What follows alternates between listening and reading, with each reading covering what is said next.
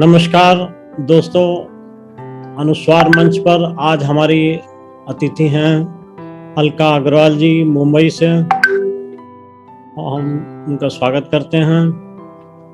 अलका जी न केवल एक साहित्यकार हैं बल्कि उन्होंने महिलाओं को साथ लेकर के एक बड़े समूह का निर्माण किया है इसकी उपस्थिति वर्ल्ड वाइड है। आज हम खुलासा करेंगे कि उन्होंने ये सब कैसे किया और कैसे वो इतना काम कर लेते हैं। स्वागत है अलका जी। बहुत बहुत आभार अनुस्वार का और डॉक्टर संजीव कुमार जी आपका और यहाँ जो उपस्थित है उनका, और हमें सुनने वाले सभी हमारे श्रोताओं दर्शकों का।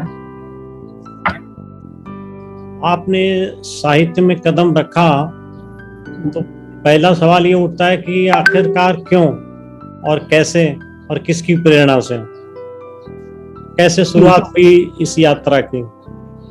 जी, दरअसल मैंने साहित्य में कदम तब रखा जब मुझे ये भी नहीं पता था कि साहित्य क्या होता है, लेखन क्या होता है। और प्रेरणा तो मालूम नहीं है, पर सुमित्रा नंदन पंत जी की कविता की पंक्तियां हम सब ने सुनी है जी। वियोगी होगा पहला कवि, आह से उपजा होगा गान, निकल कर आंखों से चुपचाप, वही होगी कविता अनजान। बहुत सुंदर जी। तो संजीव जी, मेरे साथ कुछ ऐसा ही हुआ था। हुआ ये था कि हम जॉइंट फैमिली में मैं कटनी एमपी से बिलोंग करती हूँ, और हमारे दादाजी नगर सेठ कहलाते थे और हमारी जॉइंट फैमिली थी। और दरअसल पापा मेरे जो थे बहुत ही आइडियलिस्टिक थे। सोने चांदी की दुकान में इसलिए नहीं बैठना था कि थोड़ा बहुत झूठ बोलना पड़ता है। पेट्रोल पंप इसलिए उन्होंने इसलिए छोड़ दिया कि वहां आकर ऑफिसर्स झूठे बिल बनवाते थे। ऑयल मिल खोली उन्होंने, अपने दोस्त को दे दी। डेकोरेशन का काम खोला, अपने दोस्त को दे दिया। और आपको शायद लग सकता है कि मैं जो बातें कर रही हूँ ऐसा होता है क्या, पर सच में ऐसा हुआ? ऐसा होता है। तो मैं हमारी बस सर्विस भी थी। तो वो जो ड्राइवर थे, मैं नाम नहीं लूंगी क्योंकि आज के समय में बहुत बड़ी हस्ती, उनके बेटे भी बहुत बड़ी हस्ती के तौर पर जाने जाते हैं, तो मैं नाम नहीं लेना चाहूंगी। लेकिन उनने उनसे कहा कि आपकी कितनी बेटियां हैं? तो उन्होंने बताया कुछ 9 बेटियां थी। तो बोले, अरे आप ड्राइवर हैं और कैसे आप उनका विवाह कर पाएंगे, शादी कैसे कर पाएंगे? तो वो तकरीबन रोने से लग गए कि भैया जी क्या करें। तो मेरे पापा ने कहा, आज से ये बस आपकी।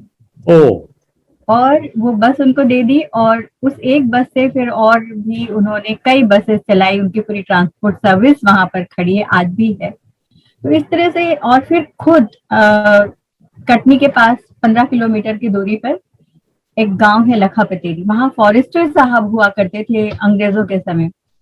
जब अंग्रेज गए तो फॉरेस्टर साहब भी चले गए। उनका जो बंगला था और 400 एकड़ से ज्यादा जमीन थी, और वहां पर कहते हैं कि सोने के हिरण और बहुत काफी सारा फर्नीचर तो हमने देखा है आज भी। वो बैठकर जो बाहर पंखे खींचते हैं, कपड़ा लगा होता था, तो बहुत से 60 लोगों की डाइनिंग फोल्डिंग टेबल थी, बहुत बहुत कुछ था। तो पापा को वो अच्छा लग गया था, तो दादाजी ने पहले मना किया, लेकिन पापा ने फिर लिया और खुद जाकर वहां ट्रैक्टर चला करके किसान की तरह उन्होंने जिंदगी जी है।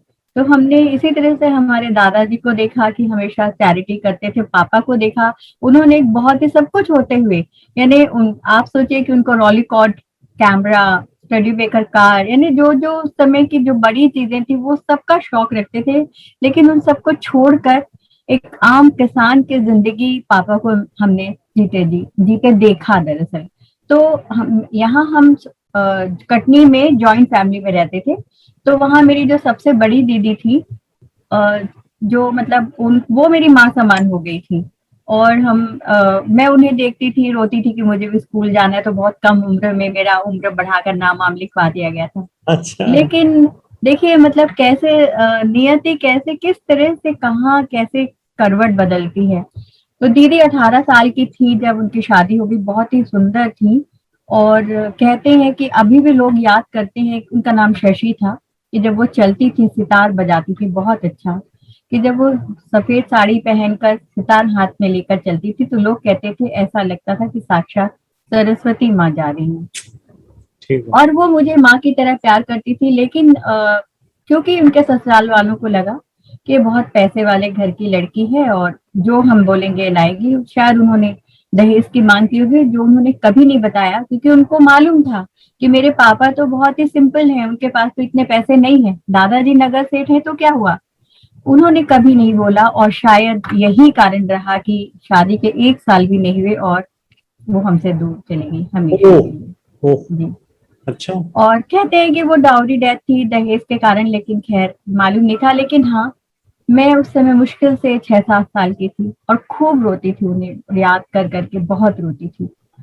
और उनसे छोटी दीदी है प्रभा दीदी, उन्होंने फिर कहा कि, और मैं, हमारा कटनी में पिक्चर हॉल भी था, अभी तक था, तो हम लोग जाते थे तो डांस भी करते थे। तो दीदी का मन था कि डांस करती है, इसे डांस सिखाया जाए। और लिखना तो उनके सामने खैर मैंने नहीं शुरू किया था, क्योंकि बहुत छोटी थी तो लिखना क्या होता पता भी नहीं था। उनसे छोटी दीदी ने कहा कि जो शशि चाहती थी कि तुम डांस सीखो, तुम रो मत पूरे समय, उसको दुख होगा ऊपर। और इस तरह से खैर मुझे उन्होंने शांत कराया। मैं रोती तो रहती थी, लेकिन फिर उन्होंने ही मुझे हाथ में बोला कि जो भी मन आता है लिखा करो। तो धीरे धीरे फिर बाद में क्या लिखती होंगी उस समय मुझे भी नहीं मालूम, लिखते लिखते लिखते किशोर अवस्था तक अपना दुख जो था वो दूसरों का दुख बन गया, दूसरों का दुख अपना बन गया। और आप तो खैर जानते ही हैं, सारिका जो टाइम्स ऑफ इंडिया पब्लिकेशन की हाँ, बहुत जी जी जानी जी। मानी टैबलॉइड थी। तो मेरी दीदी ने, उन्हीं दीदी ने मुझे बगैर बताए, कटनी के एक खम्परिया, अनिल खम्परिया जी एक कवि हैं, बड़े भाई की तरह है, तो उन दोनों ने मिलकर मेरी कहानी चुपचाप सारिका में भेज दी। अरे वाह। और जी, और एक दिन एक गिफ्ट पैक लेकर आई और कहा कि बता अलका ये क्या होगा। और वो पता चला कि मेरी कहानी अनबूझ पहेली उसमें पब्लिश हुई थी। तो ये शुरुआत रही मेरी कहानी की। और अब तो हमारे पास मोबाइल है, हम मिनट में यूएस जर्मनी, अभी हम बात कर रहे थे, उस समय तो पत्र हुआ करते थे। तो मेरे पास तमाम पत्र आने लगे और छोटी सी अलका घिरी बैठी रहती थी बहुत सारे पत्रों से। और अब हम सेलिब्रिटी शब्द इस्तेमाल कर सकते हैं, तो उस समय में छोटी सी एक वो सेलिब्रिटी बन गई थी। और बहुत जगहों से मेरी कहानियां मंगाई जाने लगी। आकाशवाणी रेडियो पर जबलपुर में, वहां पर मेरी कहानियों का पाठ होने लगा। तो वहां के ये पत्र कब पत्रिका। की घटना है जो आपकी कहानी जो प्रकाशित हुई, किस वर्ष की घटना है? ये मुझे लगता है 87, मतलब 80s में हुई थी। एग्जैक्ट समय थोड़ा सा मुझे हो रहा है, 80s की बात है ये, 86-87 के आसपास की बात है ये, मतलब तो उस पहली समय की पहल जो बात है। प्रकाशित हुई वो कहानी थी, कविता नहीं थी? नहीं, मैं कविता के बारे में भी बताऊं आपको कि दरअसल मैं आपको ये बताना चाहूंगी कि मैं तीनों विधाओं में लिखती हूँ, कहानी, कविता और व्यंग, आप तो जानते हैं। लेकिन मैं इसलिए नहीं लिखती हूँ कि मुझे हर विधा में लिखना है, अपने आप को प्रूव करना है।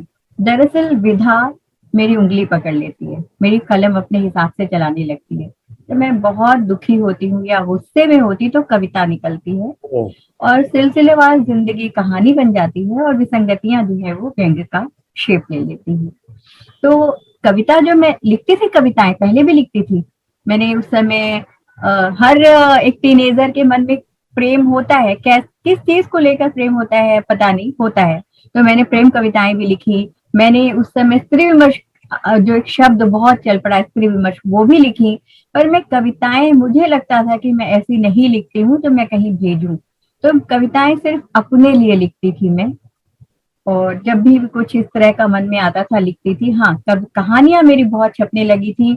ज्ञान रंजन जी जो पहल निकालते हैं, और वो सब लोग पढ़ करके, कटनी में सुबोध श्रीवास्तव सर थे और इफ्टा प्रगतिशील लेखक संघ, उन सब ने कहा कि तुम हमारी मतलब सदस्य बनो, और बनी। और बड़ी प्रशंसा करते थे सुबोध सर। अभी भी कहते हैं कि अलका की भाषा और शैली मेरे पास होती है। हालांकि ये मुझे ये ना लगे कि मैं अपने बारे में कुछ बड़ी बात बोली, पर उन्होंने ये बात कही थी।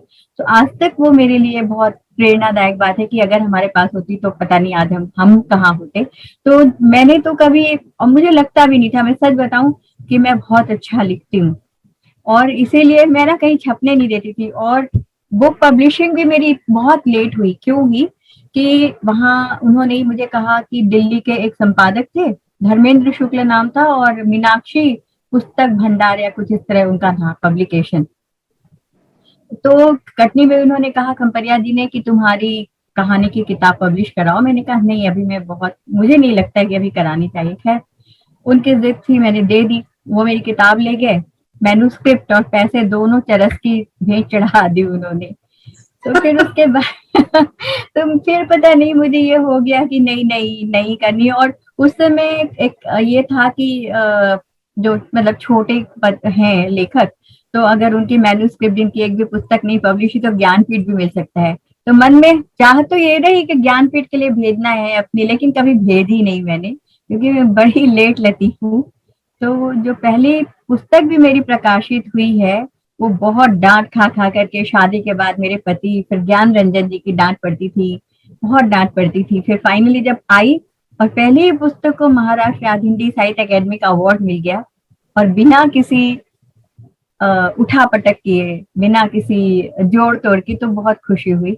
तो मुझे लगा शायद मैं अच्छा लिखती हूँ। यहाँ मनमीन जी बैठी, उन्होंने मेरी कहानी सुनी है, और तो बस इस तरह बहुत अच्छा लिखती हैं आप अलका जी। वाकई मैं तो आपकी कहानियां पढ़ के और सुनने के लिए हमेशा बेताब रहती हूँ। बहुत अच्छी लिखती हैं आप। ऐसे आपको एक सूचना दे दूं कि अनुस्वार के दूसरे तीसरे संयुक्तांक में आपकी एक कहानी आ गई।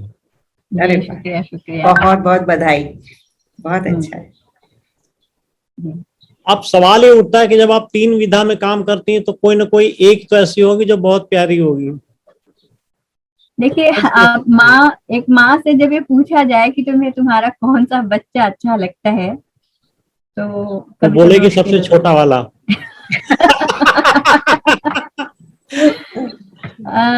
बच्चे हमेशा यही बोलते हैं कि दूसरे बच्चे का नाम लेंगे, वो ज्यादा प्यारा है माँ का। हालांकि दरअसल देखिए, कहानी से मेरी शुरुआत हुई, लेकिन आजकल व्यंग्य ज्यादा लिखे जा रहे हैं। इसलिए नहीं है कि व्यंग्य अच्छा लगता है, लेकिन दरअसल विसंगतियां बहुत बढ़ गई। और मैं एमपी से हूँ, और कहते हैं कि एमपी की मिट्टी में ही कुछ है कि कीटाणु व्यंग्य के अपने आप घुस जाते हैं। आप देखिए संजीव जी, आप देखिए सारे बड़े व्यंग्यकार, मैं अपने आप को बड़ा नहीं कह रही हूँ, पर एमपी की मिट्टी में कुछ है कि अपने आप वहां की हवा में ऐसा कुछ है, या पकड़ लोगों को विसंगतियों की बहुत ज्यादा जल्दी हो जाती है।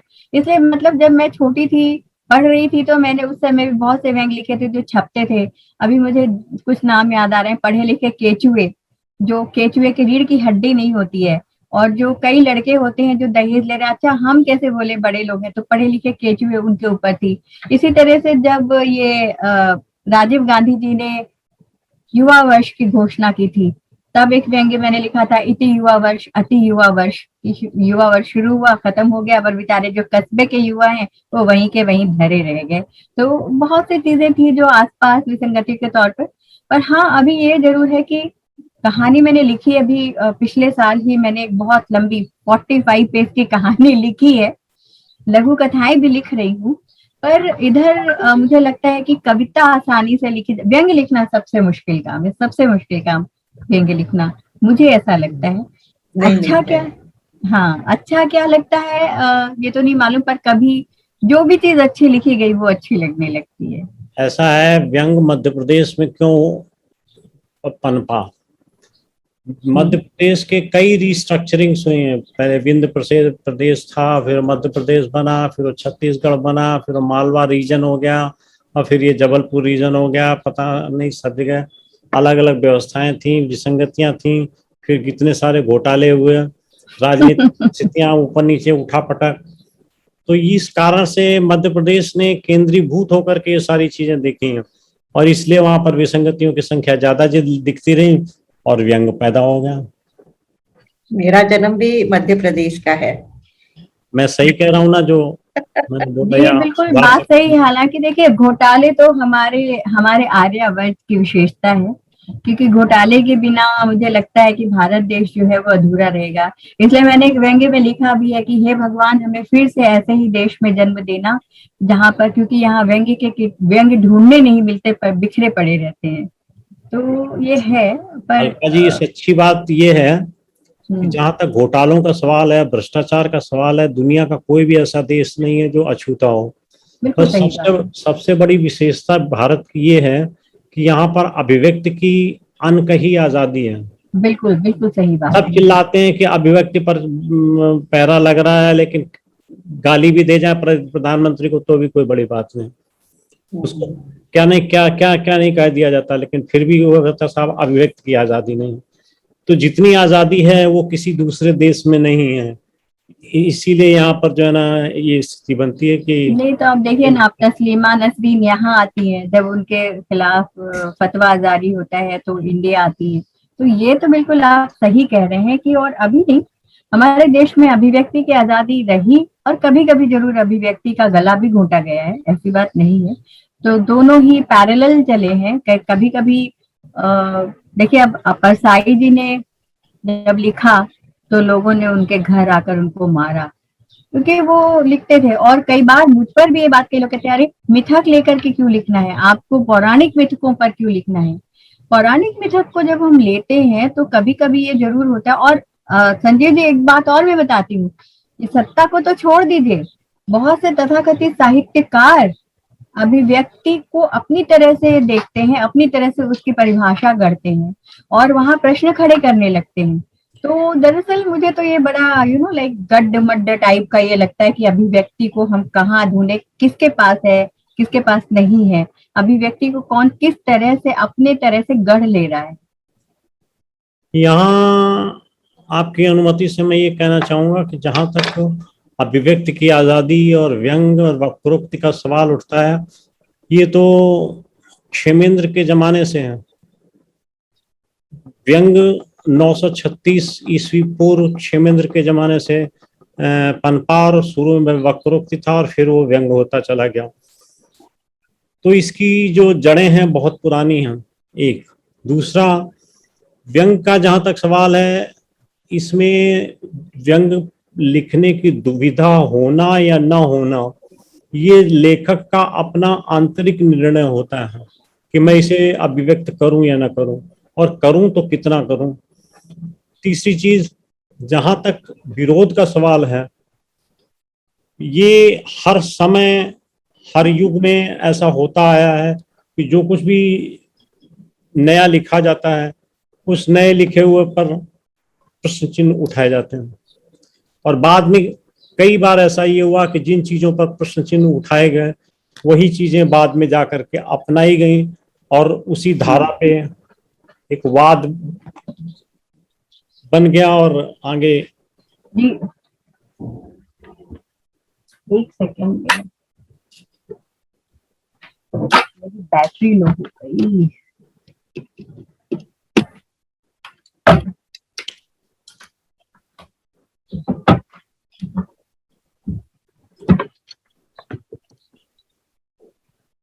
क्षमा चाहती हूँ, बैटरी लो हो गई थी। तो उन्हीं चीजों पर वाद बन गए, रहस्यवाद, छायावाद, प्रगतिवाद, मांसलवाद, पता नहीं कितने कितने वाद बन गए। तो मेरा कहने का समरी में ये है कि अभिव्यक्ति की पूरी आजादी इस देश में है, बट ये है कि कहीं आप लाइमलाइट में आ जाएं और किसी से डायरेक्ट कन्फ्रंटेशन वाली बात लिख दें तो जरूर ऐसा होना। बजरंग दल या जो ये छोटे छोटे और सारे ग्रुप्स हैं, इनमें ऐसा पॉसिबिलिटी है। दूसरी लास्ट चीज, पांचवी चीज ये मैं कहना चाहूंगा कि जिस तरीके से किसी भी समाज में गुट होते हैं, वैसे ही गुटों की परंपरा साहित्य में भी हो गई है और वो लॉबिंग खत्म नहीं हो रही है। मैं कहानी जो गणेश जी वाली है वो मैं सबको सुनाता हूँ कि ये आज की बात नहीं है। परिक्रमा करके गणेश जी ने प्रथम पूज्य का अवसर प्राप्त कर लिया था, अधिकार प्राप्त कर लिया था। तो आज भी वही परिक्रमा जीतती है, पराक्रम शॉर्टकट परिक्रमा। बिल्कुल। तो ये सब चीजें चलती रहती हैं, बट फिर भी मैं ये पाता हूँ कि व्यंग से आपकी जो रुचि है वो कुछ ज्यादा है, अच्छा है। आज के समय में व्यंग जो है ना एक विधा के रूप में इस्टेब्लिश हो चुका है और आपका उससे जुड़ाव सुन के अच्छा लगा। नहीं देखिए, विधा वो व्यंग से जुड़ाव बस मुझे लगता है क्योंकि मेरे अंदर संवेदना भी बहुत ज्यादा है, और इसलिए कहानी भी, मतलब हालांकि व्यंग में भी फिर वो बाद में कहीं ना जाके, क्योंकि व्यंग में भी मैं यही मानती हूँ कि आप देखिए कि आप चेखव को पढ़ लें या चार्ल्स डिकेंस को पढ़ लें या ब्रेक को पढ़ लें, या ऑफ कोर्स जो मेरे प्रेरणा रहे हैं परसाई जी, और मेरा सौभाग्य रहा है कि मुझे उनसे मिलने का भी मौका मिला। तो जी, और बहुत मतलब उन्होंने मुझे बहुत और बहुत 2-3 चीजें उन्होंने मुझे बताई थी कि जब मैंने उनको अपनी लेखन दिखाया। और जी। मैं यहाँ आपके मंच पर एक बात और बहुत ही ईमानदारी से ये कहना चाहूंगी कि जिस वक्त मैं पहली बार परसाई जी से मिलने गई थी, तो मैं बहुत ज्यादा उनके बारे में नहीं जानती थी। और मुझे एक अंतर कॉलेज मतलब हम लोग का एक इंटर कॉलेजिएट वो था, डिबेट कंपटीशन था जिसमें युवा क्रांति के ऊपर विषय था। तो मुझे किसी ने कहा कि तुम जबलपुर में परसाई जी से जाकर जरूर मिलना और समझना। और मैं जब ये कई बार की परसाई जी, जब मैं रेलवे स्टेशन जबलपुर पर उतरी और वहां मैंने रिक्शे वाले से कहा कि काका मुझे ऐसे ऐसे राइट टाउन में रहते थे वो, कि वहां ले चलिए ऐसे ऐसे। तो उनने कहा कि बेटा राइट टाउन में कहाँ, मतलब मैं एड्रेस बता रही, तो बोले कहाँ जाना है, मैंने कहा परसाई जी के घर। तो बोले ऐसा कहो ना बेटिया। और फिर उन्होंने जब मुझसे रुपए कहते, उसमें रुपए भी कम लिए कि तुम परसाई जी, क्योंकि परसाई जी आम आदमी का लेखन करते थे, रिक्शे जी, वाला बिल्कुल ठीक बात। पढ़ता था, पान वाला पढ़ता था। तो ये जो सारी जो चीजें थी, तो उन्होंने मुझे बहुत अच्छे से युवा क्रांति पर बताया।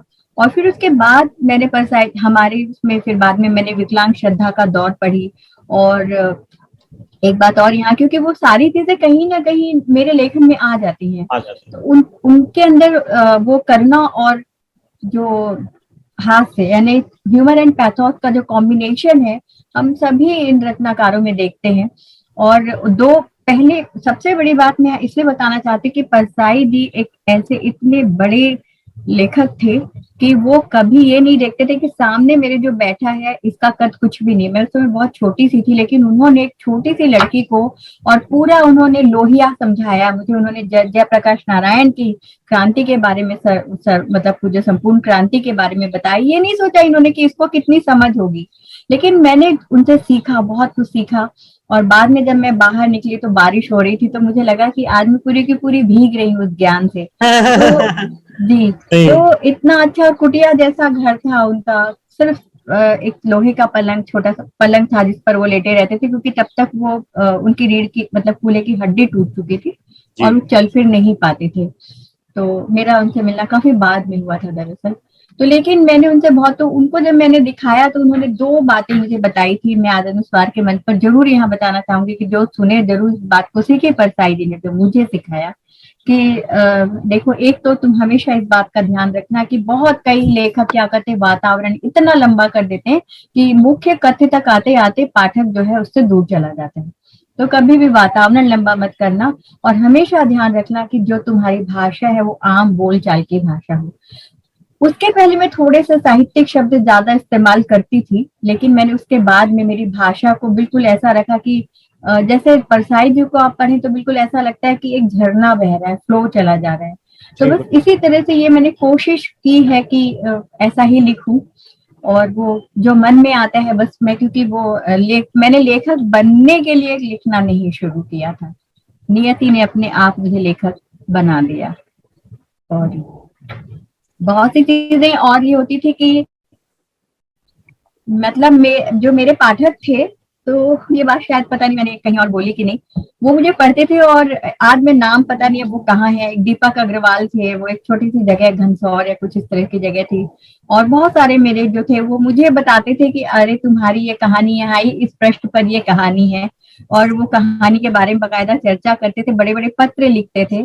तो उस समय मुझे इतनी समझ नहीं थी, लोग मुझे लिखते थे, लेकिन अब मुझे समझ में आ रहा है कि मतलब मैंने शायद, मुझे कभी शायद जो चीज बिना मांगे मिल गई, तो मैं उसके महत्ता को उतना समझ नहीं पाई थी उस वक्त। तो इस तरह से बस ये है कि व्यंग और आपने कहा व्यंग, तो वक्रोक्ति का अर्थ ही व्यंग है। जब तक उक्ति को आप वक्र नहीं करेंगे कि भाई उंगली सीधी उंगली से घी नहीं निकल रहा तो उसको टेढ़ा करो, तो व्यंग है ही वक्रोक्ति का नाम। तो यहाँ बस मैं इस ये तरह से। पूछना चाहूंगा कि जब आप व्यंग लिखती हैं तो आपके सामने 2 मेथड होते हैं या 2 स्ट्रीम्स होती हैं, पहली पद्य के रूप में, कविता के रूप में, और दूसरी कहानी के रूप में। तो इन दोनों के बीच में चुनाव कैसे करती हैं आप? जी, अब जैसे मैं आपको बताऊं कि वो मैंने जैसे कि एक किसान ऐसे एक दिन 15 अगस्त पर गाने चल रहे थे, तो वो अपनी आजादी को हम हरगिज मिटा सकते नहीं, तो वो जो था उससे जो व्यंग उपजा अपने आप उसने पद्य व्यंग का रूप ले लिया। अब जैसे कोई कोई व्यंग है कि पद्य में जब वो जब उसका कैनवास बड़ा होता है विसंगति का कैनवस जब बड़ा होता है तो वो गद्य बन जाता है। जब उसे मैं एक छोटे कैनवस में समेट सकती हूँ, मुझे ऐसा लगता है, आई कैन बी रॉन्ग, तो छोटे कैनवस में, क्योंकि हालांकि कविता की लाइन भी अपने आप में बहुत व्यापक हो सकती है, ऐसी बात नहीं है, तो छोटे कैनवस को मैं पद्य में देखती हूँ। हालांकि मेरे साथ एक दिक्कत और ये है, क्योंकि जैसे आजकल बहुत चर्चा चलती कि जो पत्र हैं उनका उन्होंने माइक्रो व्यंग्य कर दिया है, मिनी व्यंग्य कर दिया है, तो कई कई बार मैं व्यंग्य बड़े भी लिख लेती हूँ। मुझे एक है हमारे परिचय, लंबा कहानी इतनी बड़ी बड़ी कैसे लिख पाती हूँ, तो छोटा सा लिखते हैं। और मुझे क्या लगता है, लोग छोटे में बड़ी बात कह देते हैं, तो कोशिश करती हूँ मैं आजकल अपने आप को उस तरह से भी ढाल पाऊं कि छोटे में बड़ी बात कह पाऊं, पर मैं लंबे लंबे भी लिख लेती हूँ। तो मुझे लगता है कि जब बहुत सुंदर। कैनवस बड़ा है तो वो गद्य बन जाता है। तो ये जो में लिखना बहुत मुश्किल है। मैं ये देख रहा हूँ कि आपका रचना संसार काफी व्यापक है, तो कुछ अपनी महत्वपूर्ण कृतियों के नाम का उल्लेख करेंगे आप? मतलब किताबों के नाम या रचनाओं के नाम? किताबों के नाम। देखिए, किताबें मैंने, जैसे आपको मैं बहुत ये भी मुझे लगता था कि लिखने के लिए किताबें छपाना जरूरी नहीं है, पर मैंने देखा कि ये किताब छपते ही जो है वो बहुत आसानी हो गई, लोगों के बीच में मैं पहुंच गई। पहुंचना। तो जब मतलब मैंने लिखी, हाँ, मुर्दे इतिहास नहीं लिखते, मुर्दे इतिहास नहीं लिखते, और जिसे यहाँ महाराष्ट्र साहित्य अकेडमी का अवार्ड भी मिला है। और उसमें 9 कहानियां हैं। अभी अभी मेरे पास इतनी कहानियां कि 3 कहानी संग्रह और आ सकते हैं, इतने व्यंग्य हैं। एक तो अप्लाई है दिसंबर में, और वो जो दिसंबर में आ रहे हैं उसका नाम है मीरा भाई दीवानी। मीरा भाई दीवानी जो है इंडिया नेट बुक से ही है, इसमें आपको तो उनको लगता है कि कैसे उनकी परेशानियों को दूर करें वो, तो कबीर भाई से डिस्कस करती हैं। तो कबीर भाई कहते हैं कि देखो भाई, मेरे तो हमारे प्रभु से हमेशा 36 का आंकड़ा रहा है, उनकी शुरू से बिटर रही है, रचनाओं का कॉपीराइट लेकर के धरती पर चली जाओ। तो वो आई है यहाँ, और जितनी विसंगतियों से उनकी मुठभेड़ होती उस पर मैंने ये लिखा है, मीरा भाई दीवानी। फिर मेरा एक संग्रह है जो वो भी इसी साल में आ रहा है, मेरी तेरी उसकी भी। अब कई लोग कहते हैं कि ये तो कॉलम नहीं, इसमें मैंने मेरी उसकी भी इसलिए लिखा है, मेरी यानी फर्स्ट पर्सन, तेरी यानी सेकंड पर्सन, उसकी भी यानी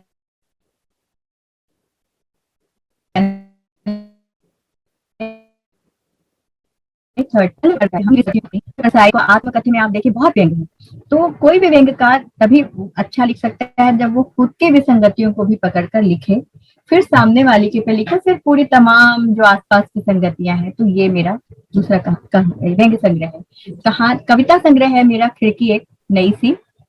और इसी तरह कई किताबों का मैंने संपादन किया है, जैसे रंग कलम। रंग कलम जो है यहाँ एक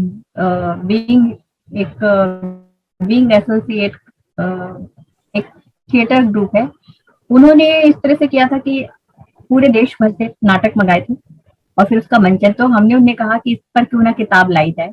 उसके जो 5 सबसे अच्छे सेलेक्टेड नाटक थे उनको हमने चुना था, रंग कलम।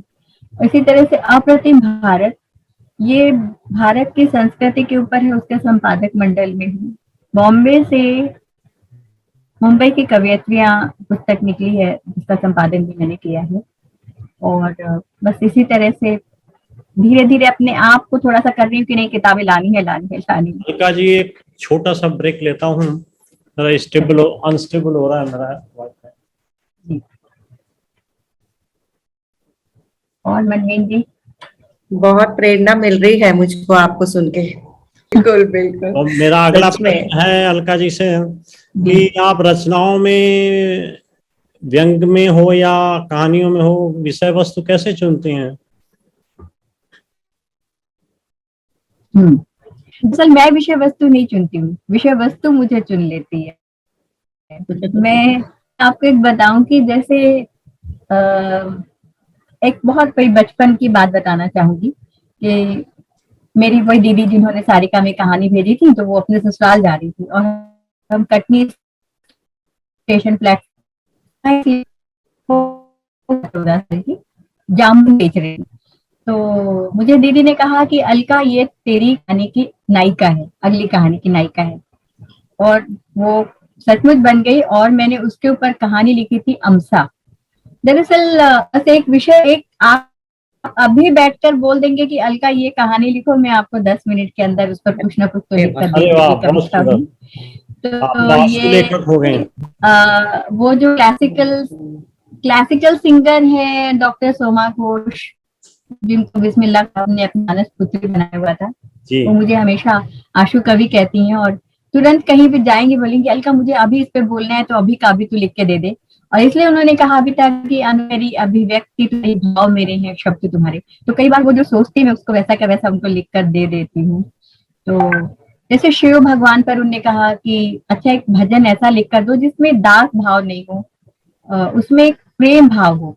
तो मैंने उस पर लिखा था कि शिवा मतलब शंकर, मेरे भोले शंकर, मतलब हो गई तुम्हारी और अन्याय करे मुझ पर कोई तो तांडव तुम करना शिवा, पीड़ा मेरी हरना शिवा। कि प्रेमिका के लिए जैसे प्रेमी करता है कि शिव मेरे प्रेमी बन करके वैसे मेरी पीड़ा को हरे। तो इस तरह से है। तो खैर वो मैं कहानी की बात बता रही थी। तो अब वो मैंने उस बच्ची को देखा, मैं खुद भी छोटी थी उस समय, तो अब बच्ची कह रही है उसको। कटनी में चूने के भट्टे होते हैं और जो चूने के भट्टे होते हैं वहां पर काम करने वालों को अक्सर टीबी हो जाया करती थी, अक्सर बहुत लोगों को, क्योंकि वहां जो कुछ भी होता है। तो फिर जब मैंने उसको चुना और उसी समय ये देखा कि कटनी में, क्योंकि वो जंक्शन है सेकंड नंबर का और वहां से जो माल गाड़ियां निकलती, कोयले की जो गाड़ियां भरा हुआ रहता निकलता, तो ट्रैक पर बच्चे कोयले बिनते थे या कुछ इस तरह। कई बार ये होता था कि वो कोयले बिनते बिनते कट जाते थे, उसके नीचे बेचारों को पता भी नहीं रहता था। अब उनके पेट की भूख ऐसे कि वो कोयले बिनेंगे तो उनके यहाँ पर पैसा आएगा, थोड़ा खाना खा पाएंगे वो। और क्योंकि मैंने बताया हमारा फार्म हाउस था, तो वहां जो गांव की लड़कियां आती थी हम उनके साथ खेला करते थे। तो मुझे वहां की भाषा भी आती है, जो गांव की भाषा है वो भी आती है मेरी, मुझे आती है। तो वो उस सारी भाषा चीजें को, कहीं ना कहीं उस फिर वो बोली को मिला क्या बोलते करके हैं अलका जी? उस बोली को क्या बोलते हैं? अवधि, एक तरह से अवधि। अवधि भाषा। जैसे अवधि भाषा, जैसे कि आप कोई का शब्द हिंदी का सेंटेंस बोलिए, मैं उस भाषा में करती हूँ। जैसे कहना मुझे ये चाहिए भाषा कि नहीं आती। आपको नहीं आती, जैसे मैं आपको कहूँ वहां थाली को टठिया कहते हैं। थाली जो होती प्लेट, थाली टठिया कहते हैं कि मोही टठिया लाए दे रे, मोही अच्छा। टठिया काहे नहीं दे रही है, ऐसे करके इस तरह से वो होती है। तो अब तो मतलब इतने साल हाँ, ठीक है। हो गए, वो जो सारी भाषा, वो जो लड़की थी स्टेशन पर मैंने देखी थी, फिर ये सारी चीजें मिल करके मैंने कहानी की थी अमसा। तो वो कहा ज्ञान रंजन जी से मैं विषय वस्तु चुनती हूँ। और जैसे कि व्यंग्य का एक बता देती हूँ कि जैसे मैंने पिछले साल एक व्यंग्य लिखा था, नजर बदलो नजरिया बदलो, जो आपको मैंने भेजा भी है। तो दरअसल ये बहुत कम जगह ये समाचार आया था। राष्ट्र में जो जजेस थे उनके लिए और उनकी फैमिली के लिए महाराष्ट्र गवर्नमेंट ने 50,000 रुपए उनको देना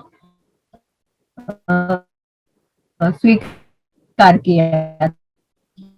गरीब की बेटी की शादी होती, पूरी बेचारा गरीब मिलती है। तो इस पर मैंने नजर बदलो नजरिया बदलो, क्योंकि आजकल देखिए बहुत सी सरकारें हैं जिनको बार बार कोर्ट में जाना पड़ता है।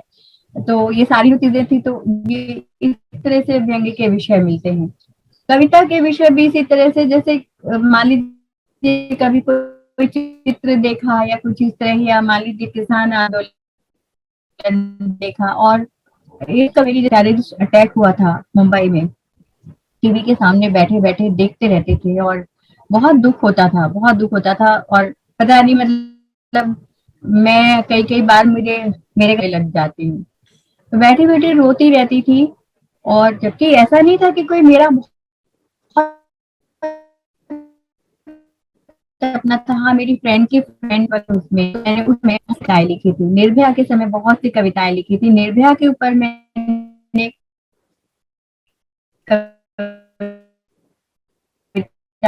लिखी जो तुम्हें ही उठाने होंगे शस्त्र, तुम्हें ही बनना होगा सशक्त, क्योंकि नहीं आएंगे आपके कृष्ण।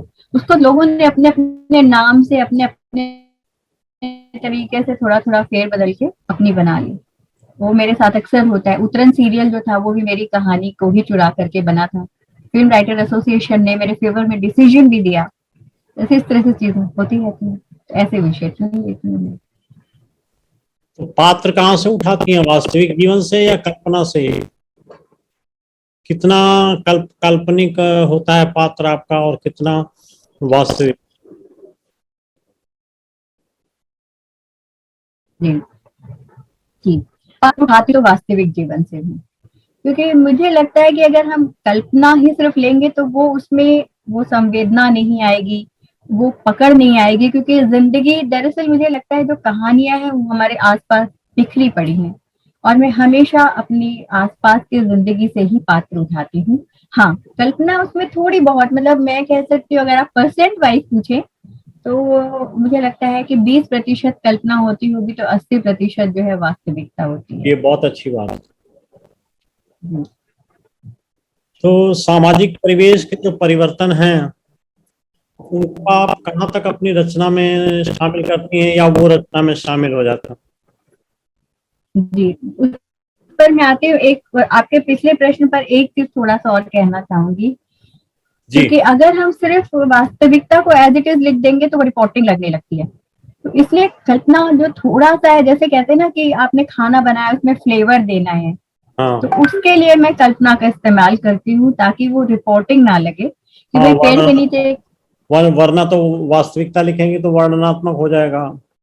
बिल्कुल वर्णात्मक हो जाएगा, रिपोर्टिंग लगने लगेगी। तो वो बाकी आपने जो सामाजिक परिवेश कैसे आता है, बिल्कुल, क्योंकि सामाजिक परिवेश बहुत ज्यादा मायने रखता है। मेरी एक कविता बहुत वायरल हुई है, सुनाइए थोड़े। कहता है वो, मैं बता देती हूँ। जी, दरअसल इस कविता को जिन्होंने भी सुना है या पढ़ा है, मुझे कई लोगों ने फोन किया जो मुझे नहीं भी जानते थे कि ये तो हमारी अपनी बात लगती है।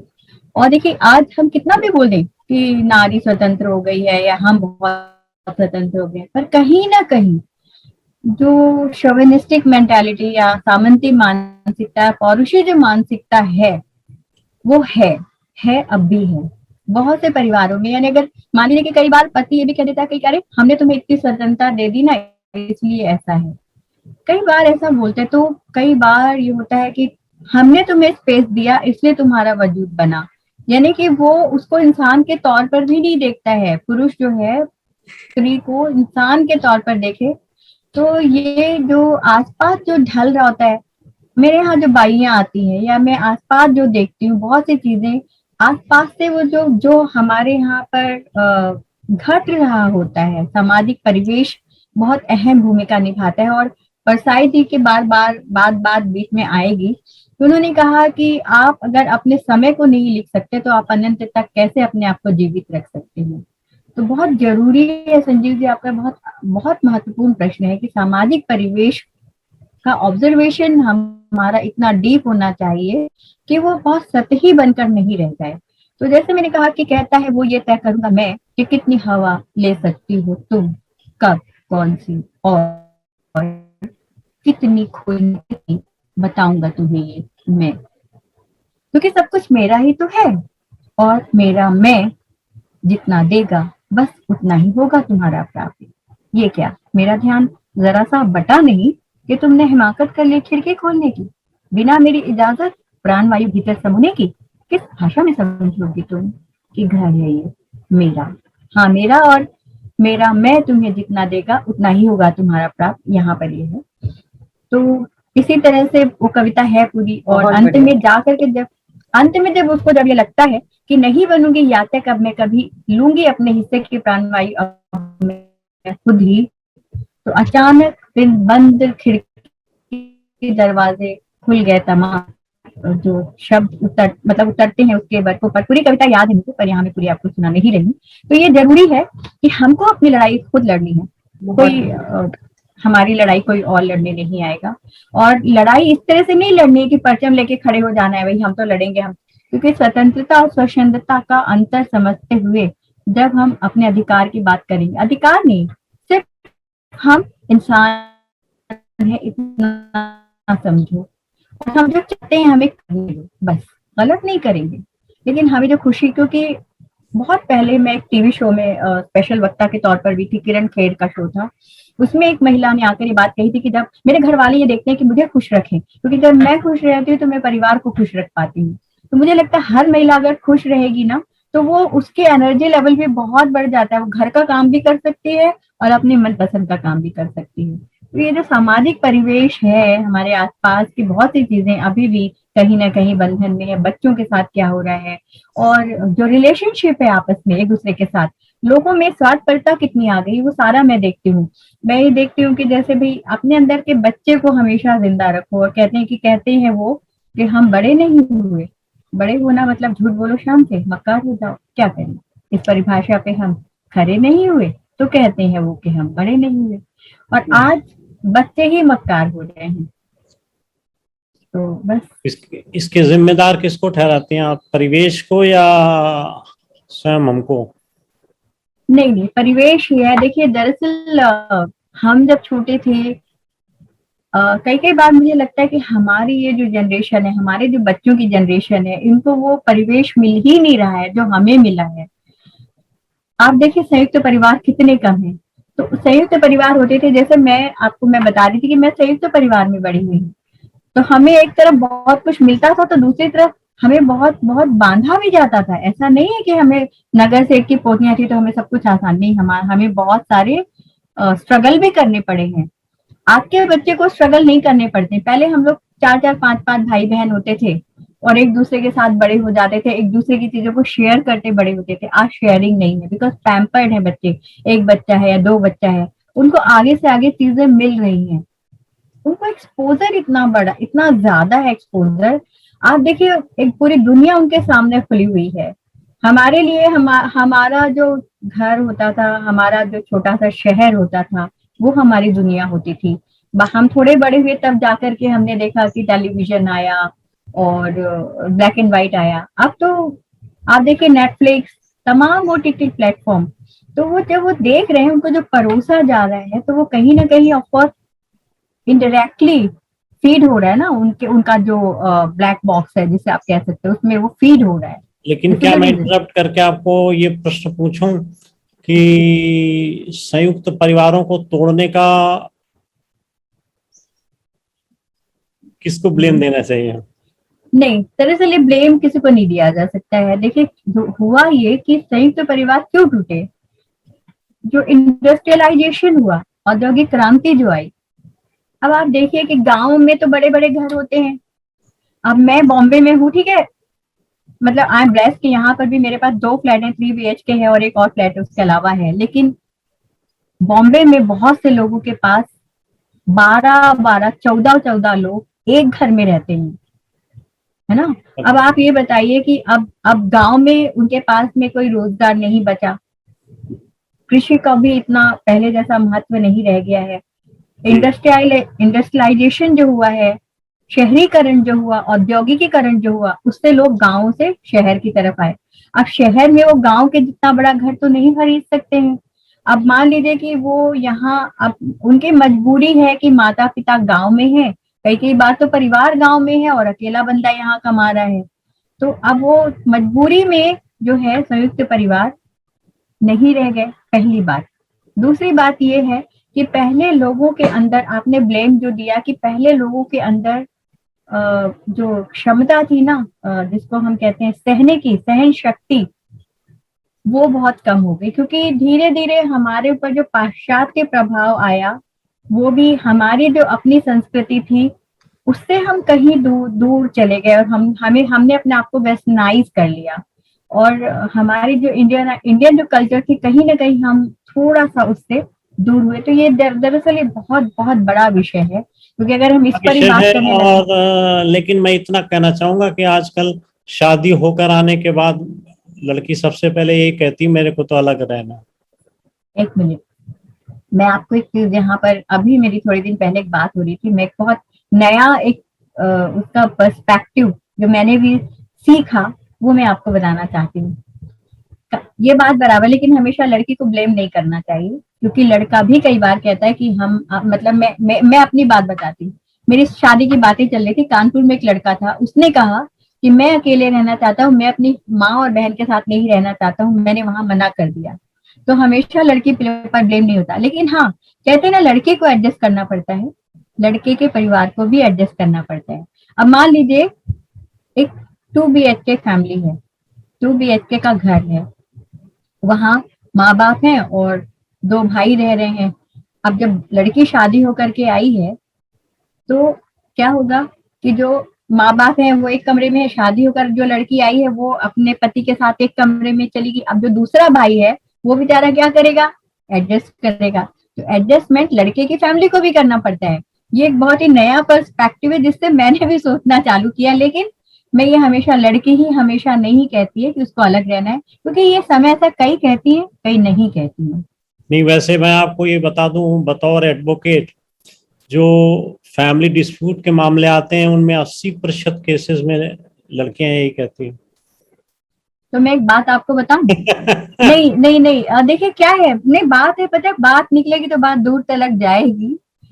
आपको मैं बताती हूँ, बहुत सी माएं क्या करती हैं, अगर लड़की कर रही है तो ऐसा क्यों कर रही है। अगर लड़की का हस्बैंड यानी जमाई बेटी को सारी छूट देता है, उसको ड्रेसेस पहनने की छूट देता है, उसको घुमाने ले जाता है, उसकी बात मानता है, तो वो कहती, हमारे राजस्थानी में, भाई हमारा जमाई तो बहुत चोखो है, यानी हमारा जमाई बहुत अच्छा है, हमारी बेटी ने सब चीज की छूट देवा, हर चीज करने देता है। लेकिन अगर वही काम बेटा करे तो माँ क्या कहती, जोरू को गुलाम हो वो जियो, तो ये तो जोरू का गुलाम है, बहू जैसे कहती वैसे ही चलता है। आप ये देखिए, लड़के हमेशा आउटसाइडर, अधिकतर जहाँ जॉइंट फैमिलीज होती है ना, वहां मैंने देखा है, जब वो बात कर रहे होते हैं घर वाले, अगर वो बहू आ जाती है तो अचानक से रुक जाते हैं। आपने भी तो उसको नहीं स्वीकार किया ना, फिर लड़की को ही ब्लेम क्यों कर रहे हैं। और तेरे घर में ऐसा होता है, तेरे घर में, अरे मैं मेरा घर छोड़ करके इस घर में आई हूँ, लड़की ये कहती है, पर तुम्हारे घर में ऐसा, जब भी हस्बैंड को गुस्सा आएगा, हाँ तो वो गाली देगा अपने ससुराल वालों को। बहुत सी चीजें हैं हमारी इंडियन इस सोसाइटी में, में और समस्या सिर्फ सारी चीजें मिल के कारण बनते हैं। मुझे तो समस्या सिर्फ एक लगती है, क्या, और वो मैं। बिल्कुल सही बात है। तो इतनी सारी जो आपने बहुमुखी विवेचन किया है, इसमें आपकी सर्वश्रेष्ठ रचना किसे मानते हैं आप? वैसे तो सारे बच्चे बराबर होते हैं, फिर भी कोई ना कोई तो फर्स्ट डिवीजन आ ही जाता है। बताती हूँ मैं। वैसे आपने बहुमुखी बोला तो मैं एक चीज और बता दूं जो आपको, मतलब क्योंकि मैंने बताया ना कि मैं डांस भी करती हूँ, और बचपन रंगमंच में का मैंने तो आपने बहुत ही बताया था। हाँ, तो वो भी मैं करती हूँ। खैर, सर्वश्रेष्ठ तो नहीं, हाँ जैसे मैं बता सकती हूँ कि मुझे एक मेरी रचना बहुत पसंद है, बुलूदी। बुलूदी ये, हम हॉस्टल में रहे हुए हैं, तो हॉस्टल लाइफ और भोपाल गैस ट्रेजेडी जो हुई थी, जी। उस समय हमारे कुछ सीनियर, जो मुझे बाद में पता चला था कि वो भोपाल गैस ट्रेजेडी में उसकी शिकार हुई थी।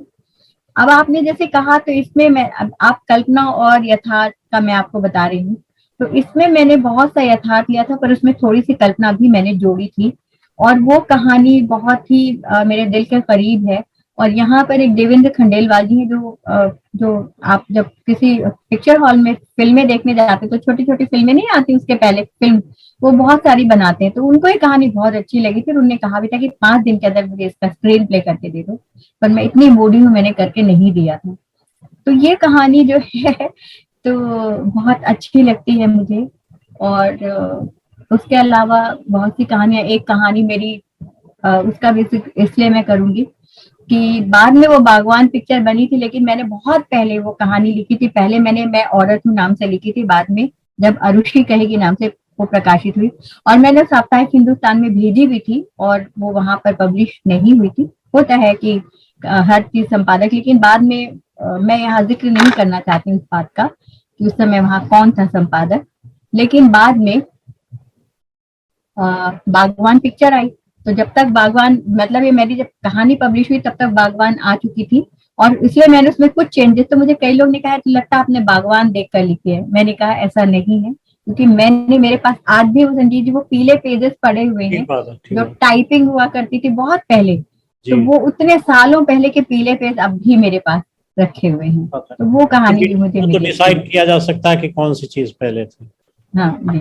अच्छा, एक चीज है, मैं एक वकील हूँ सुप्रीम कोर्ट में, हम्म। और मैंने प्रकाशकों के और इसके से रिलेटेड कई मामले भी डील किए हैं। तो आप अपनी ये जो दो घटनाएं बताएं जिसमें इन्फ्रिंजमेंट हुआ, तो आप इनका डिटेल्स भेजिए ना, देखें इसमें कुछ कर सकते हैं मैं क्या। आपको बताती हूँ, मेरे पास में वो पूरा मैं आपको भेजती हूँ। मेरे पास में फिल्म राइटर एसोसिएशन उतरन सीरियल था, ठीक है।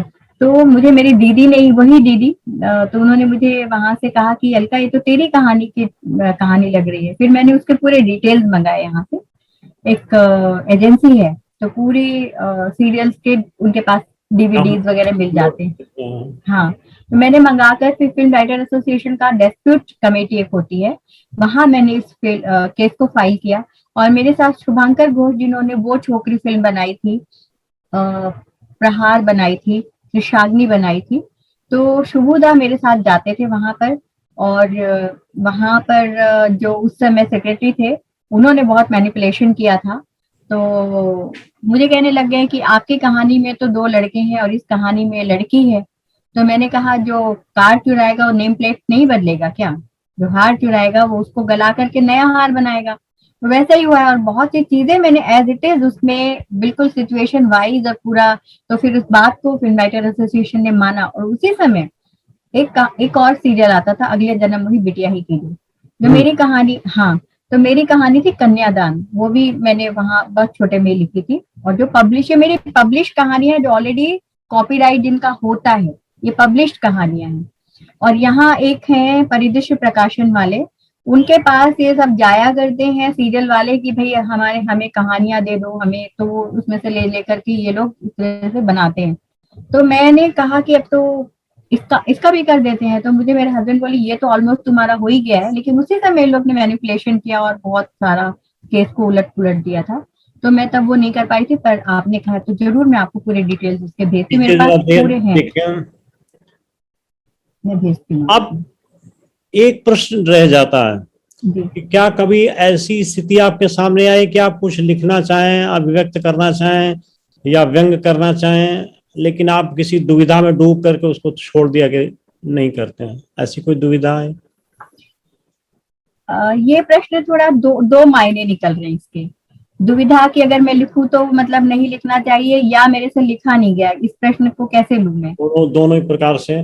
दोनों प्रकार से, आप ठीक है। आपने वो प्रोजेक्ट या आपने उस विषय वस्तु पर कोई काम नहीं किया उसकी दुविधाजनक स्थिति देखकर।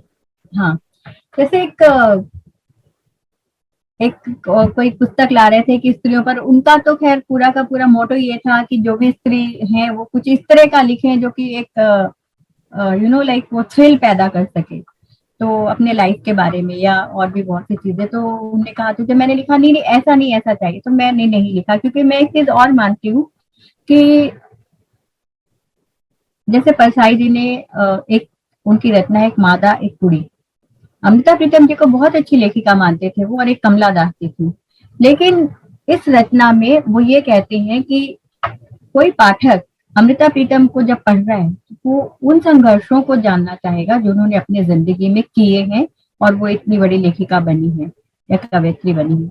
उनको नहीं जानना चाहता है कि वो, हालांकि मतलब मेरे साथ ऐसा नहीं, लेकिन मैं बता रही हूँ कि दुविधा ऐसा होती है कि हमें जरूर ऐसा ऐसा नहीं लिखना चाहिए कि जिससे समाज हमारे सरोकार गलत तरफ से जा रहे हैं। दूसरी बात ये है कि जैसे मैंने एक उपन्यास चालू किया था, और किया, मुझे लगा कि कई बार मुझे लगता नहीं, हाँ ये चीज वैसी नहीं बन पा रही जैसे मुझे लिखनी है, तो मैं छोड़ देती हूँ, मैं छूटी पड़ी है वो है, मेरा बहुत सा लेखन अधूरा है। वो दुविधा का प्रश्न नहीं हुआ, वो तो ये हुआ कि जो आप प्लॉट बना रहे थे या जो चीज बन रही थी फिर आपको उतनी उपयुक्त नहीं लगी तो आप उसको पेंडिंग कर दिए। दुविधा देखिए, हाँ, अगर दुविधा जहाँ अगर विरोध की बात है, यहाँ जहाँ मतलब इस तरह की, हाँ, अगर मैं वो दुविधा नहीं रखती हूँ, मतलब मैं कभी भी ये नहीं कि नहीं सत्ता का पिट्ठू बन करके करना है। वो सब मैं कभी नहीं करती हूँ। ये बेबाकीपन बहुत जी, जरूरी। बेबाकीपन है। और मैं मतलब मुझे कई लोग इसलिए झांसी की रानी कहते हैं। मेरी वास्तविक जिंदगी में भी मेरा नाम झांसी की रानी रखा हुआ है। और मुझे लगता है कि जो हम हैं, जैसे भवानी प्रसाद मिश्र जी का था कि जैसा तू दिखता है वैसा तू लिख, और उसके बाद भी हमसे बड़ा तू दिख। मैं नहीं दिखती बड़ी, लेकिन हम ये जो देखते हैं वैसा ही लिखना चाहिए। मैं इस ईमानदारी को जीती हूँ अपने लेखन में। Very good. शुक्रिया। आजकल लेखों के द्वारा बहुत कुछ लिखा जा रहा है, किंतु पाठक उतना प्रभावित नहीं हो रहा। आपकी दृष्टि में इसका क्या कारण है? रचना, लेखक की अपनी भावना, या पाठकों का इनोसेंस? वो मैं इसलिए मानती हूँ संजीव जी कि मैंने कहा ना कि आप जो हैं और जो आप देख रहे हैं, जब आप ईमानदारी से उसे दर्ज करते हैं तो हो ही नहीं सकता कि पाठक तक ना पहुंचे। आज मनमीत जी ने जैसे अभी अब ये भी कहा, तो मैंने हमेशा वही लिखा है जो मैंने महसूस किया है। मैंने उसमें फिर बनावटीपन नहीं लाया, दुराव छिपाव नहीं है। जो है वो दिल से जब हम लिखेंगे, क्योंकि हम हैं तो कुछ और। जैसे कि कई बार मैं उदाहरण देती हूँ कि मैं कहीं से आ रही थी, मेरे साथ एक कवि थे और एक और महिला थी, और हमारे थे, आप जानते हैं कि सुधा अरोड़ा जी, जितेन भाटिया जी, इनकी वसुंधरा प्रकाशन है यहाँ पर।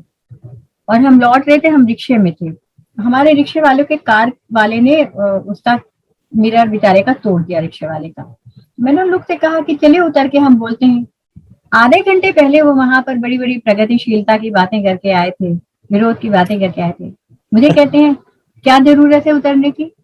मैंने कहा बिल्कुल जरूरत है, उसका नुकसान हुआ गरीब का।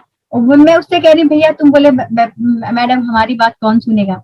आप बिलीव नहीं करेंगे, मैं नीचे उतरी, नीचे उतर के कार वाले के पास गई और मैंने उसका खुलवाया शीशा। मैंने कहा उसके पैसे दो। उतने में वो खैर क्लियर हो गया तो भाग गया।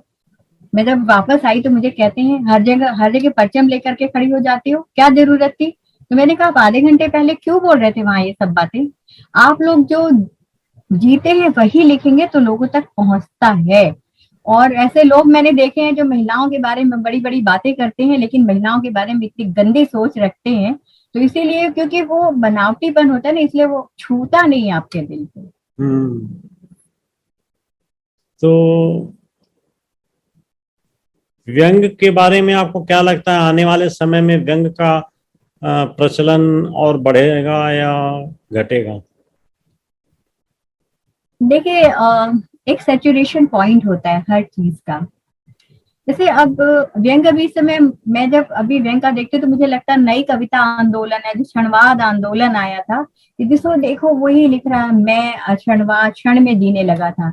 अब हर कोई व्यंग में जीने की कोशिश कर रहा है, व्यंग को जाने बगैर व्यंग में जीने की कोशिश कर रहा है।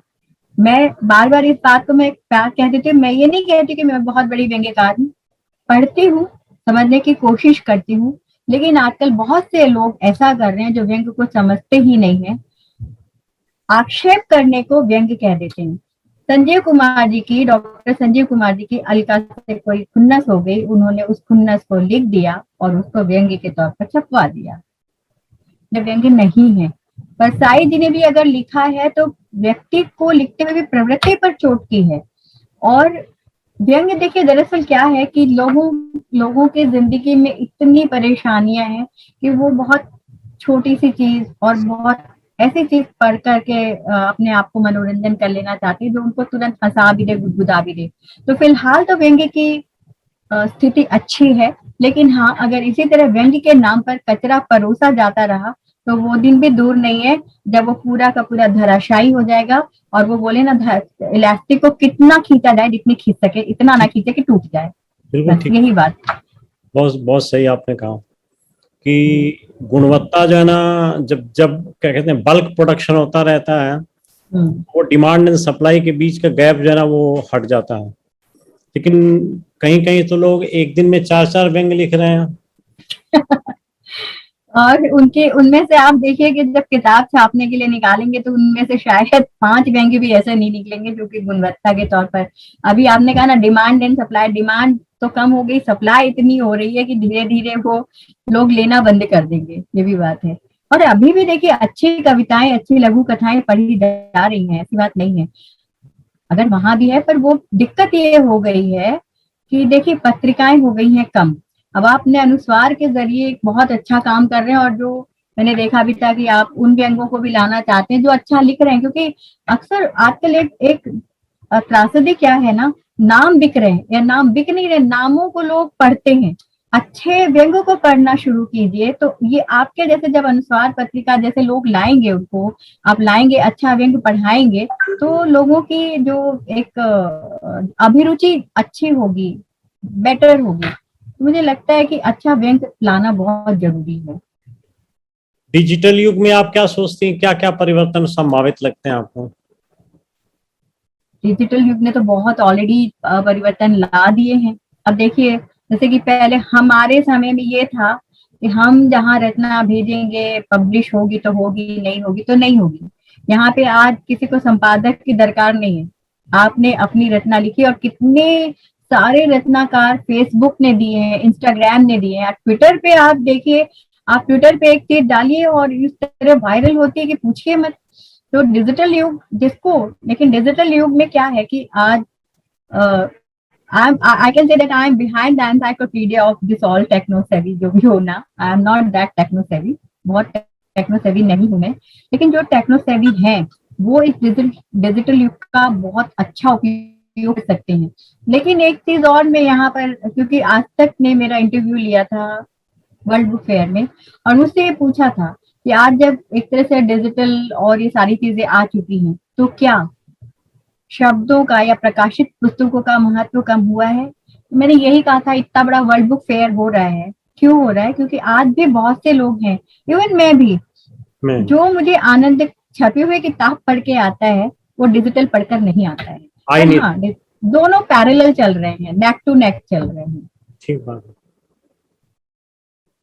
अब एक निहायत व्यक्तिगत प्रश्न पूछना चाहता हूँ कि इस लेखन कार्य के अलावा आपकी क्या अभिरुचि है?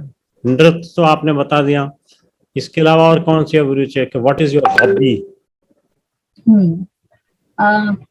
मैं बहुत जल्दी दोस्त बना लेती हूँ, और पेंटिंग करती हूँ। अच्छा। और सोशल सर्विस मेरी बहुत, क्योंकि ये दरअसल मेरे अपने दादाजी से, अपने पापा से इनहेरिट किया है सोशल सर्विस। तो यहाँ पर बॉम्बे में मतलब वामा वेलफेयर सोसाइटी की मैं फाउंडर रही हुई हूँ। उसके अलावा मतलब एंकरिंग में भी बहुत मेरी अभिरुचि है। हाँ। और जी, और बस पढ़ना लिखना, और मुझे लगता है हमेशा मैं एक स्टूडेंट बनी रहती हूँ, मतलब इस उम्र में भी पीएचडी बस अब कंप्लीट हो रही है मेरी थोड़े दिनों में। अरे वाह जी। तो बस वो फाइनल सिनॉप्सिस पीएचडी का मेरा हरिशंकर परसाई की रचनाओं में यथार्थ बोध का स्वरूप, और परसाई जी पर ही मैंने एमए में लघु शोध प्रबंध भी लिखा था। बहुत सुंदर। तो बस इसी तरह से इंसानों को पढ़ती हूँ, जिंदगी को पढ़ती हूँ, किताबों को पढ़ती हूँ, लेकिन बस खुश रहती हूँ। अब सवाल ये बनता है कि आप इतना सब कर कैसे लेती हैं? क्यों मनवीन जी, आपका क्या विचार है? ये बड़ा कठिन कार्य है। बहुत कठिन है, और आज के समय में इतना सब कुछ करना वाकई असंभव सा लगता है कभी कभी। नहीं, मुझे लगता है कि ना, जैसे आज मुझे मेरे सामने दो एम थे कि जैसे मैं अपनी आपसे बात हुई, और ये तो मैं मतलब बैठी थी, तो मुझे आज नींद नहीं आई, नहीं तो मैं दोपहर में सो जाती हूँ। पर आज मुझे था कि नहीं, मुझे आज अपने दो व्यंग्यों को परफेक्ट करके इसमें डाल देना है, और मुझे पीएचडी का चैप्टर का एटलीस्ट थोड़ा सा पोर्शन जरूर लिखना है, तो मैं नहीं सोई। तो मुझे लगता है कि हाँ, मैं ना भीड़ का हिस्सा बनकर कभी रहना मैंने नहीं चाहा, और इसलिए शायद मेरी जो किताब का नाम भी है कि मुर्दे इतिहास नहीं लिखते, कि अगर हमें जिजीविषा नहीं है, हमें संघर्ष नहीं है, कुछ करने की अगर हमें ललक नहीं है, तो हम खो जाएंगे, हम भीड़ का हिस्सा बन जाएंगे। और एक बात और मैं यहाँ आज बताना चाहती हूँ, हालांकि अभी एक किताब आ रही है 4840 का एक ग्रुप है कैफे कि मतलब हमेशा मुझे लगा कि मैं कुछ ना कुछ अलग करती रहूं। अभी मैं क्या कहना चाह रही थी, बहुत अच्छी सी कोई बात। तो हमेशा मुझे लगा कि नहीं, कुछ अलग करना। हाँ, मैं आपको बता रही थी कि जब मैं बॉम्बे आई, तो मेरे कटनी शहर की एक लड़की आई, और उसने कहा, कटनी में तो तुम्हारा इतना नाम था, ये है वो है, क्या बॉम्बे में तुम इतना कर पाओगी? इतना बड़ा शहर है, गुम हो जाओगी कहीं। तो मैंने कहा नहीं, ऐसा नहीं है। और शायद मुझे जब कोई चैलेंज कर देता है ना, तो मैं वो काम जरूर करती हूँ, 100% करती हूँ। और मैंने कहा अब तो मुझे अपने नाम से जरूर जाना जाएगा, और ईश्वर की दया से आज बहुत से क्षेत्रों में, एजुकेशन ले लीजिए, सोशल ले लीजिए, लिटरेचर ले लीजिए, अपने रिलेटिव्स के बीच में ले लीजिए, मुझे थोड़ा बहुत मेरे नाम से जाना जाता है। बहुत बढ़िया, बहुत तो थोड़ा बहुत क्यों, बहुत ज्यादा। यही मेरी ऊर्जा का स्रोत है। अगर किसी चीज में रुचि हो और नियोजन हो और ठान लो कि नहीं करना है तो जरूर कर सकते हैं, और आप करती हैं। मैं आपको एक चीज और यही बात बता दूं कि जैसे मतलब क्योंकि मुझे हर काम मतलब मैं उम्र को बाधक नहीं बनने देती हूँ। तो मैं 3-4 साल पहले मम्मी के यहाँ गई थी, वहां स्विमिंग कर रही थी, तो छोटी छोटी लड़कियां जो थी वो ट्यूब के बीच से निकल कर डाइव मार रही थी, तो मैंने कहा मैं भी करूंगी। और उस करने के चक्कर में हुआ है कि मेरी आंख को चक्कर लगी, रेटिना डिटैच हुआ, और मेरी राइट आंख का विजन काफी कम हो गया। तो मैं या तो रोती बैठी रह जाती, अरे नहीं मुझे तो अब नहीं दिखता है, मैं लेखन कैसे करूंगी, पर नहीं। और मेरे साथ एक बहुत बड़ी मेडिकल प्रॉब्लम भी हुई थी, मैं यहाँ बता करके किसी की सिंपैथी लेना नहीं चाहती हूँ, पर मैंने कहा नहीं, शायद भगवान का इशारा है कि मैं जो नहीं ला रही हूँ अपनी चीजें, मुझे करना है कि मैं जब मैं नहीं रहूं तो मेरे बच्चे इस बात को हमेशा कि मेरी मम्मी राइटर थी, तो बाद में भी हमें याद किया जाए, जमाने जब हम ना रहे तब भी जमाना हमें याद करे। यही है मेरी ऊर्जा का कारण। क्या संदेशा देना चाहेंगे अपने हम उम्र या नवीन लेखकों के लिए, कोई संदेशा देना चाहेंगे? देखिए, हम उम्र तो मुझसे ज्यादा जानते हैं मैं क्या संदेशा दूंगी, बाकी नए लोगों को मैं यही कहूंगी कि जो भी लिखो दिल से लिखो, ऑब्जर्व करो चीजों को, और सिर्फ प्रसिद्धि के लिए कभी मत लिखो, और सिर्फ छपने के लिए कभी भी मत लिखो। और जिंदगी आपके आसपास जितनी भी जिंदगी है, बिखरी पड़ी है कहानियां, जो भी अच्छा लगता है, लेकिन हाँ जो लिख रहे हो, इस बात में मैं एक बात बताना चाहती हूँ कि कला के लिए नहीं होना चाहिए, कला जीवन के लिए होना चाहिए। मेरी एक कहानी पढ़कर मेरी जो कहानी टाइप करते थे, तो एक दिन उन्होंने पूछा मुझे कि अच्छा अलका जी, आपने जिस कहानी में लिखा है कि शादी के पहले क्या लड़कियां इस तरह से सोचती हैं कि शादी के बाद जाएंगी तो ससुराल कैसे, तो मैंने कहा अधिकतर लड़कियां सोचती, इवन मैंने भी सोचा था, ऐसी बात नहीं है, जब मेरी सगाई होने के बाद में कि हाँ कैसा क्या एडजस्ट करना पड़ेगा, क्या हो गया, कैसे होंगे। तो बोले अच्छा। फिर एक दिन उन्होंने बोला कि मैं आपको धन्यवाद कहना चाहता हूँ। मैंने कहा क्यों? उन्होंने कहा इसलिए कि आपकी इस कहानी को पढ़ के मैं मेरी वाइफ की फीलिंग्स को समझने लग गया। तो मुझे बहुत अच्छा लगा। फिर तीसरी बार मैंने उनको फोन किया कि जरा कहानी टाइप करके, बोले आज नहीं कर पाऊंगा। मैंने पूछा क्यों? बोले आज मैं अपनी वाइफ को डेट पर लेकर जा रहा हूँ। अच्छा। और इसका कारण है आपकी वो कहानी। मैं सच बताती संजीव जी, मुझे बहुत खुशी हुई। सही बात है, खुशी होने की बात नहीं है। जी, जैसे परसाई जी ने भी कहा था कि जन चेतना जागृत करने के लिए लिखना चाहिए। मैं ये नहीं कहती मैं समाज बदल दूंगी, पर अगर मेरी कहानी, मेरा लेखन, मेरा व्यंग, मेरी कविता थोड़ी सी भी चेतना जागृत कर सके, सरोकार का लेखन इसलिए मैं जरूरी समझती हूँ। बस यही बात है कि जो भी लिखो दिल से लिखो, सरोकार जरूर हो आपके लेखन में, और गलत भ्रांति फैलाने वाले या थ्रिल पैदा करने के लिए कभी मत लिखो। बहुत बढ़िया, बहुत बहुत धन्यवाद, बहुत बहुत धन्यवाद अलका जी। आपने अपने आंतरिक भाव, अपनी भाव अभिव्यक्ति और अपनी शैली और अपने परिवेश के बारे में आज बहुत खुलासा किया, और मुझे लगता है कि इससे आपको जानने वाले लोगों को और अधिक समझने की स्थिति मिलेगी, और साथ ही आपसे जो नवोदित लेखक हैं वो आपकी बातों से समझेंगे कि कैसे विषय वस्तु को उठाते हैं, कैसे परिवेश को मिलाते हैं, और कैसे वास्तविकता और काल्पनिकता में पात्रों को बुनावट करके रचना तैयार करते हैं, और कैसे बिना किसी विवाद के, बिना किसी दुविधा के अपनी भाव अभिव्यक्त करते रहते हैं। बहुत बहुत आपने विवाद की बात की तो एक बात यहाँ अभी सूर्यबाला जी की भी बात याद आई मुझे, क्योंकि एक बार हुआ था यहाँ विवाद की बात है, तो उन्होंने, सूर्यबाला जी ने हमेशा मुझे एक ही बात बोली कि बेटा कंट्रोवर्सी से बचो। और यही कि जब बच्चे छोटे थे तो मुझे किसी ने पूछा तुम उनको क्या सुनाती, तो मैंने कहा फिल्मों की लोरियां सुनाती हूँ, नन्ही कली सोने चली या इस तरह। तो बोले नहीं नहीं, ये तुमसे हमें आशा नहीं कर सकते, मतलब कटनी के एक अंकल है उन्होंने। तो फिर उसके बाद से मैं बच्चों को रोज नई कहानी बना के सुनाने लगी, रोज नई लोरी कुछ भी बना के सुनाने लगी। तो सूर्यबाला जी ने भी कहा कि जब बच्चे बड़े होंगे तो वो इस बात तो उनको ये मलाल ना रहे कि उनका बचपन तुमने उन्हें नहीं दिया, तुमने ठीक है। उनके साथ अपना समय नहीं बिताया, और हमेशा कंट्रोवर्सी से बचो। तो मैं थोड़ा सा विवाद से बच करके ही, ऐसा नहीं कि विवाद है वैसे नहीं, पर हाँ मतलब जबरदस्ती के जो विवाद होते हैं ना कि अपने आप को विवादित, जैसे मुझे किसी ने कहा भारत भारद्वाज, नाम भी ले लेती हूँ, उन्होंने कहा कि मन्नू भंडारी और राजेंद्र यादव जी के लिए कुछ लिख दो, रातों रात प्रसिद्ध हो जाओगी। मैंने कहा नहीं चाहिए मुझे ऐसी प्रसिद्धि, मैं ऐसे विवादों को कभी मेरे लेखन का जरिया नहीं बनाती हूँ। तो विवाद बने ऐसे कि जो समाज के खिलाफ में गलत हो रहा है, मैं लिखूं तो विवाद बने कि ये इसने लिखा, वो विवाद बने, पर विवादों को लिख के नहीं बढ़े। एक्चुअली आज की जो समस्या है वो ये है कि व्यक्ति कृतित्व की सीढ़ी के सहारे नहीं चढ़ना चाहता, बल्कि अपने व्यक्तित्व को सीढ़ी के ऊपर टांगना चाहता है। बहुत बड़ी बात कह दी सबसे बड़ी परेशानी है, और इसी चक्कर में वो मठाधीशों की परिक्रमाएं करके कुछ का कुछ जो वो नहीं है वो सिद्ध करने की कोशिश करता है। जो वो है वो जब सिद्ध हो जाता है तो फिर वो शून्य में विलीन हो जाता है। मठाधीश को शून्य में विलीन कर देता है, वो नहीं विलीन होता है, वो मठाधीश को शून्य में विलीन कर देता है। वो तो देखिए जस जस सुरसा बदन बढ़ावा दुगुन रूप कभी दिखावा वाली बात है। तो वैसी करते करते धीरे से बढ़ जाती समस्याएं। खैर बहुत बहुत धन्यवाद आपको भी और मनवीन जी को भी कि उन्होंने धन्यवाद साथ दे करके इस साक्षात्कार को रुचिकर बनाया, और आपके प्रश्नों ने रुचिकर बनाया। हाँ, और मुझे भी बहुत अच्छा लगा। मैं आपको धन्यवाद देती हूँ कि मुझे इतने अच्छे साक्षात्कार को सुनने को मिला।